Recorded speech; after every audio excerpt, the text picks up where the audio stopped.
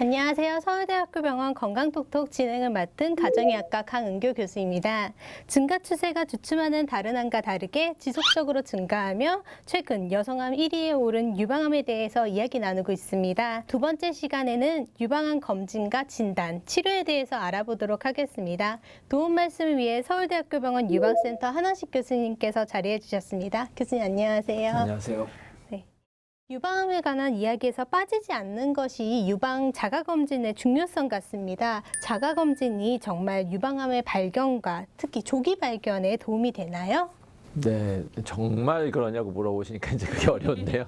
사실은 그런 연구들이 있었어요. 이게 이제 정말 그런가에 대해서.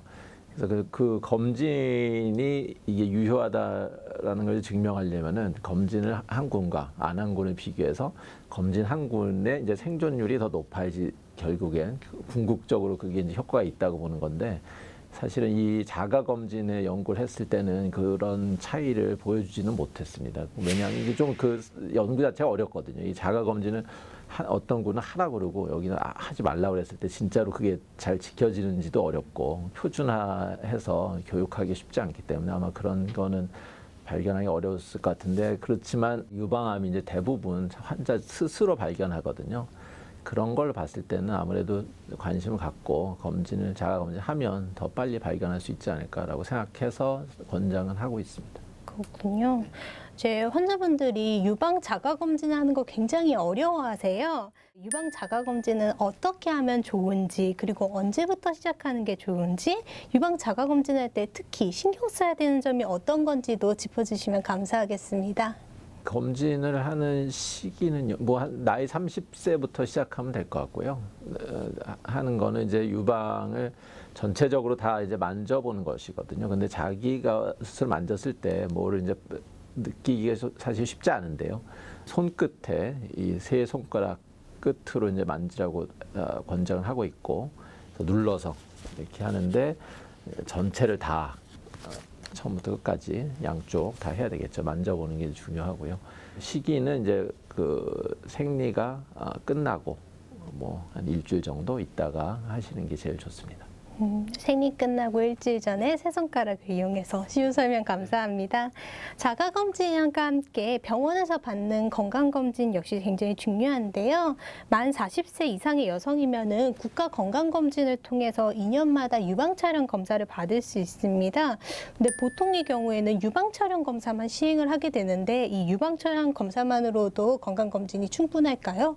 검진으로서 효과가 입증된 거는 유방 촬영밖에 없어요. 그래서 유방 촬영 이제 꼭 하셔야 되는 건데, 이제 여성들이 그 유방을 이제 꽉 눌러서 찍어야 되잖아요. 유방 촬영할 때. 그래서 통증이 굉장히 있기 때문에 저 상당히 꺼리는 검사이긴 해요.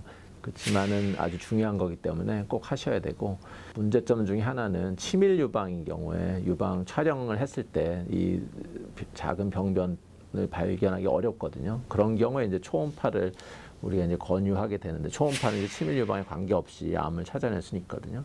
그렇지만 이제 초음파를 하거나 초음파를 유방 촬영에 추가하거나 했을 때 그것이 이제 검진으로서의 효과가 있느냐에 대해서 사실은 제대로 된 임상 연구에서 입증된 바는 없습니다. 최근에 일본에서 그런 연구가 시행되고 있는데요. 진행 중이기 때문에 아직은 초음파가 그래서 검진 그 권고안에 들어가 있지는 않고요. 유방 촬영은 꼭 하게 돼 있습니다.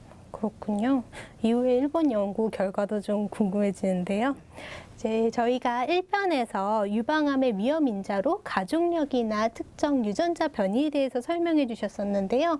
이렇게 가족력이 있는 경우에는 자가검진이나 병원에서 받는 검진 관련해서 더 신경을 써야 할 부분들이 있을까요? 예를 들자면은 더 빠른 시기에 시작을 한다던가 아니면 검사를 더 자주 한다던가 이런 식으로 신경 쓸 점이 있으면 설명 부탁드립니다.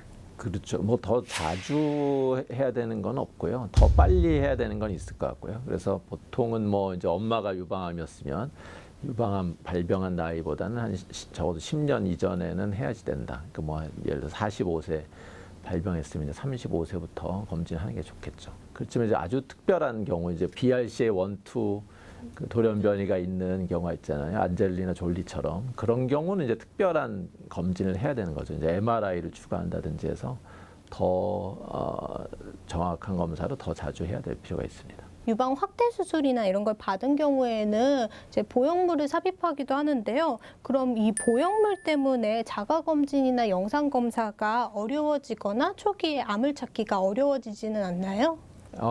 그렇지는 않고요. 사실은 대흉근 밑에다가 이제 보형물 넣잖아요. 그렇기 때문에 별로 검진에 크게 악영향을 주지는 않습니다. 초음파는 전혀 영향이 없고 그렇습니다.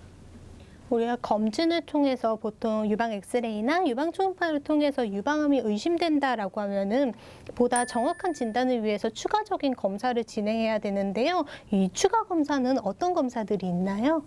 추가 검사라고 하면 이제 조직 검사를 반드시 해야 되거든요. 결국은 이제 암이라는 건 이제 조직 검사를 해서 거기 암 세포가 나와야지만 암이 진단되는 거기 때문에 이제 유방 촬영이나 초음파에서 암이 강력히 의심된다면 이제 조직 검사로 확인을 해야지 되는 것이죠. 그렇지만 이제 뭐 그 정도는 아닐 경우에는 6개월 후에 다시 이제 검사를 해서 변하는지 이제 확인하고 그렇게 하고 있습니다.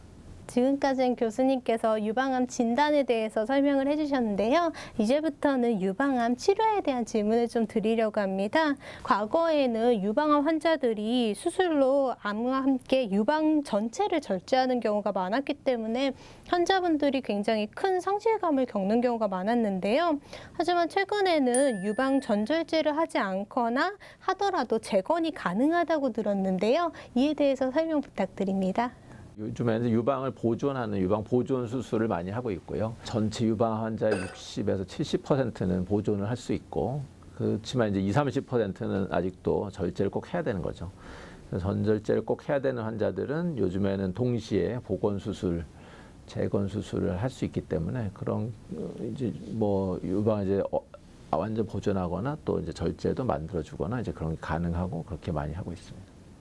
대부분의 고형암들이 그렇듯이 유방암의 경우에도 이제 치료의 기본은 수술인데요. 혹시 수술이 불가능한 경우들도 있나요?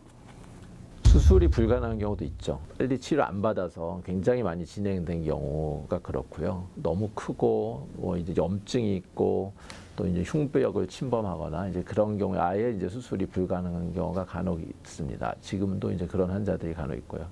그런 경우 이제 항암 치료를 먼저 해서 좀 사이즈를 줄이고 염증을 없애고 그런 후에 이제 수술을 하게 되고 이제 그렇죠.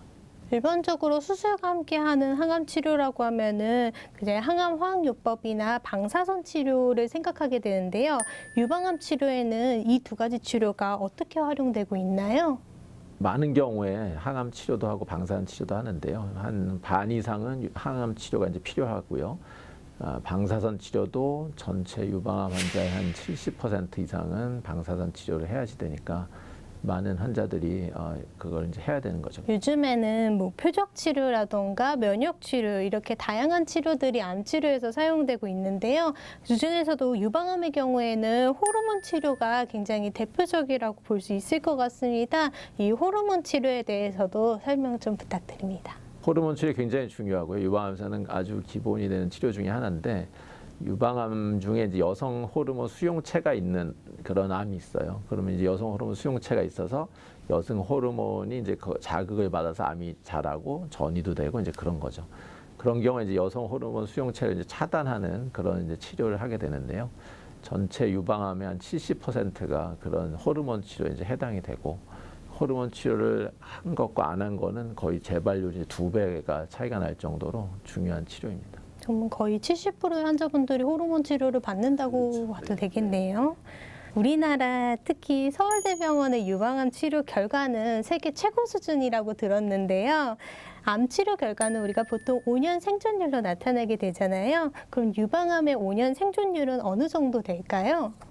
유방암의 5년 생존율은 굉장히 좋은 편인데요. 작년에 이제 우리 한국의 유방암 백서라는 걸 이제 유방학회에서 냈는데 거기 보면은 5년 생존율이 92%예요.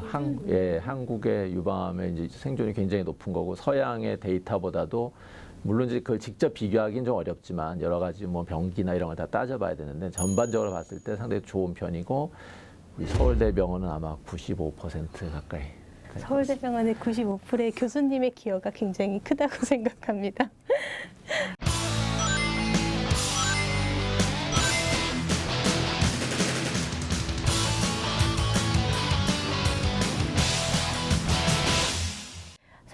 서울대학교병원 건강톡톡 유방암 두 번째 시간에는 유방암 검진과 진단, 치료에 관한 궁금증을 풀어보았습니다. 지금까지 진행의 강은교, 도움 말씀의 서울대학교병원 유방센터 한원식 교수님이었습니다. 고맙습니다. 건강하십시오. 감사합니다.